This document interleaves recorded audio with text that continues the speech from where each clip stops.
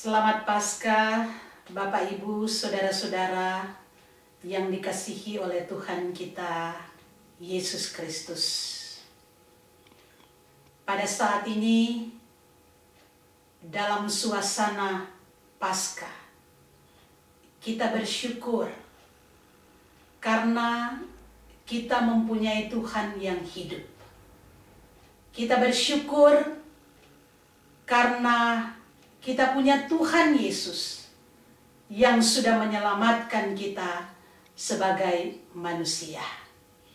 Karena itu saudara-saudara, Paskah itu adalah merupakan titik sentral daripada iman kita kepada Yesus Kristus.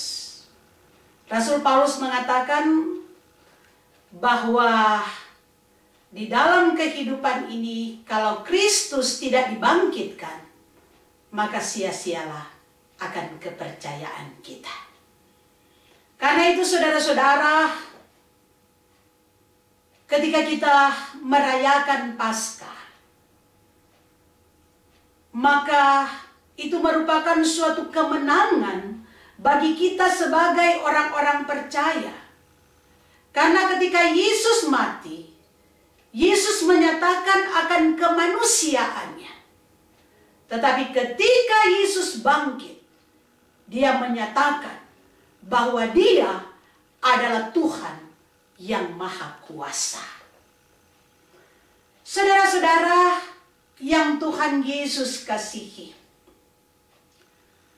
pembacaan Alkitab kita pada saat ini adalah merupakan suatu hal yang dilakukan oleh Tuhan Yesus yang menyatakan akan kemahakuasaannya. Jadi saudara-saudara, ketika di dalam pelayanan Tuhan Yesus di tengah-tengah dunia ini, kita tahu banyak sekali mujizat-mujizat yang Tuhan Yesus lakukan. Termasuk adalah mujizat dia membangkitkan Lazarus. Saudara-saudara, saya pernah membaca suatu buku. Penulisnya, dia katakan bahwa Yesus dia punya kuasa. Tetapi setan juga dia mempunyai kuasa. Karena setan dia bisa menyembuhkan orang-orang yang sakit. Setan itu bisa membuat orang berbahagia. Setan itu bisa membuat orang menjadi kaya. Karena itu saya ingat kalau di Indonesia banyak orang yang pergi ke Gunung Kawi katanya meminta supaya mau menjadi kaya dan lain-lain sebagainya. Tetapi saudara-saudara, ada hal yang tidak dapat dibuat oleh setan, yaitu menciptakan manusia dan membangkitkan orang mati.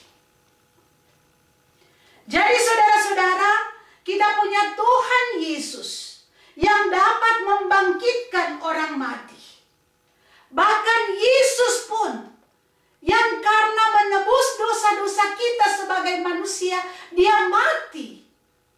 Tetapi dia menyatakan kemahakuasaannya, dia bangkit pada hari yang ketiga. Dia bangkit pada hari Minggu. Karena itu saudara-saudara, hari Minggu adalah hari kebangkitan Yesus, hari kemenangan bagi kita. Makanya kita beribadah pada hari Minggu. Ada yang suka berkata, kenapa kita beribadah bukan pada hari Sabat, tetapi pada hari Minggu? Hari yang pertama, bukan hari yang ketujuh. Kita beribadah pada hari Minggu karena kita bersyukur kepada Tuhan Yesus yang sudah bangkit pada hari Minggu. Jadi kita beribadah adalah merupakan suatu ungkapan rasa syukur kita kepada Tuhan Yesus yang sudah menyelamatkan kita sebagai manusia. Saudara-saudara yang Tuhan Yesus kasihi,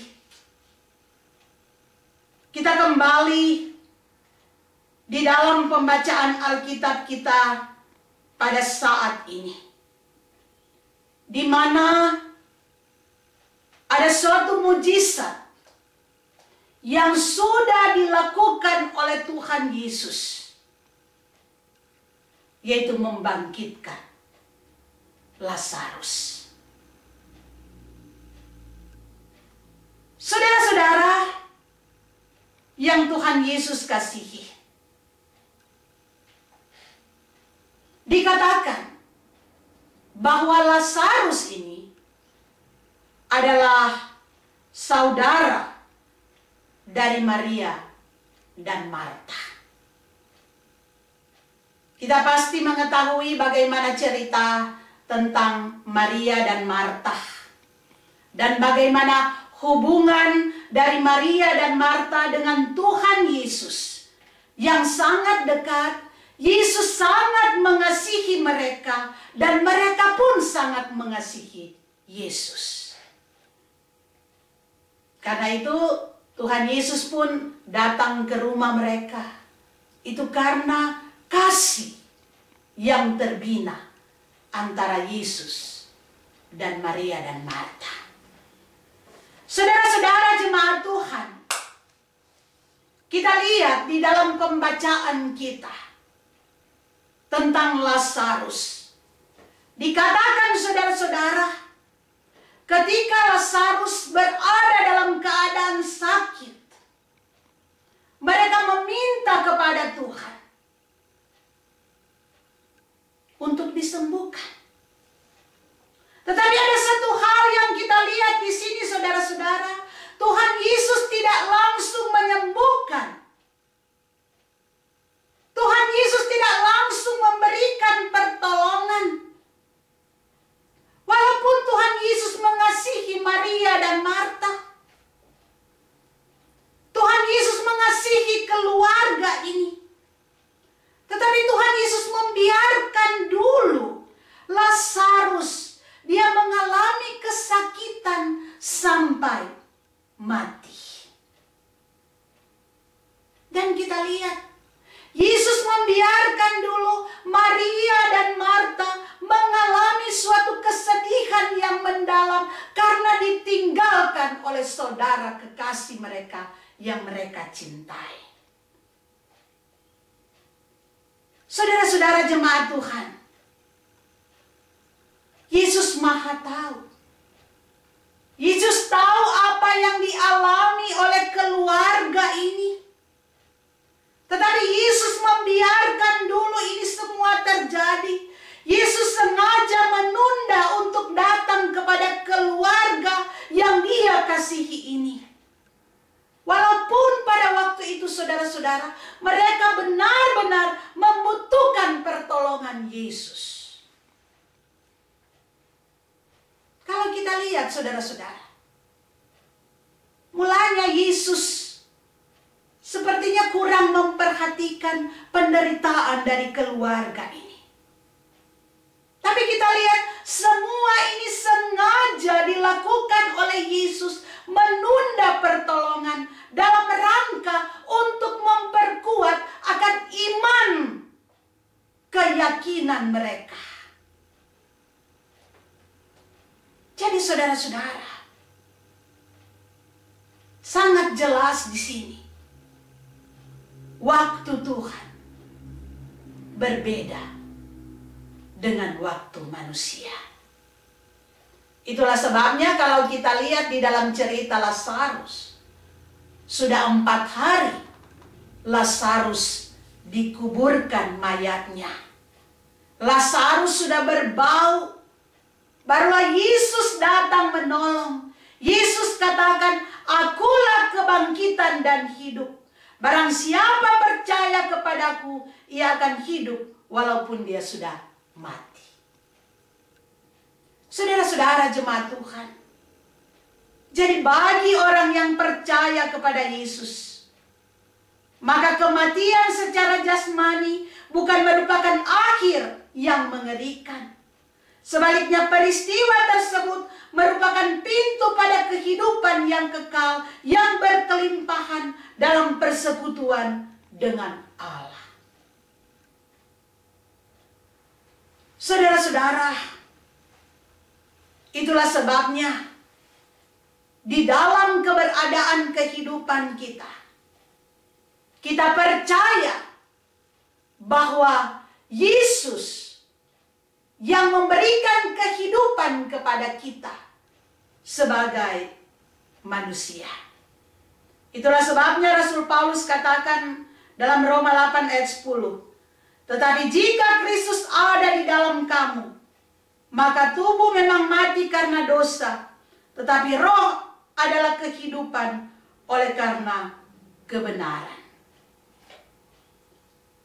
Saudara-saudara, jadi karena Kristus ada di dalam diri kita, maka kita mengalami hidup di dalam roh. Dan kita percaya bahwa suatu hari kelak kita akan dipermuliakan bersama-sama dengan Dia. Itu adalah merupakan keyakinan kita sebagai orang-orang yang percaya. Itulah sebabnya Yesus katakan, akulah kebangkitan dan hidup. Kebangkitan Kristus sudah mengubah segalanya. Dan kebangkitan Kristus ini harus mengubah seluruh kehidupan kita sebagai anak-anak Tuhan. Jadi semua itu harus diubah di dalam rangka mendatangkan kebaikan bagi kita semua. Karena itu saudara-saudara, sebagai orang-orang percaya, di dalam menjalani akan kehidupan ini, maka kita harus berpengharapan kepada Yesus yang bangkit. Kita percaya bahwa Yesus penuh dengan kuasa. Tetapi memang saudara-saudara, terkadang di dalam kehidupan ini, kita sudah memohon kepada Tuhan, seperti Maria dan Marta yang sudah memohon pertolongan Yesus. Dan kita melihat Yesus tidak langsung menolong mereka, padahal Yesus sangat mengasihi mereka. Begitu juga di dalam keberadaan kehidupan kita. Terkadang di dalam melewati hari-hari kehidupan dengan berbagai macam persoalan, kita datang kepada Tuhan, kita minta pertolongan daripada Tuhan. Terkadang Tuhan belum langsung menolong kita, tetapi Dia akan menolong sesuai dengan waktu Tuhan. Karena terkadang setiap persoalan yang ada pada kita adalah merupakan ujian yang Tuhan berikan kepada kita semua, agar kita semakin kuat di dalam Tuhan. Saudara-saudara, tetapi kita harus percaya bahwa pertolongan Tuhan akan selalu tepat pada waktunya. Yang dibutuhkan kepada kita semua adalah percaya, dan percaya kepada Tuhan yang hidup. Tuhan yang sudah mampu mengalahkan maut.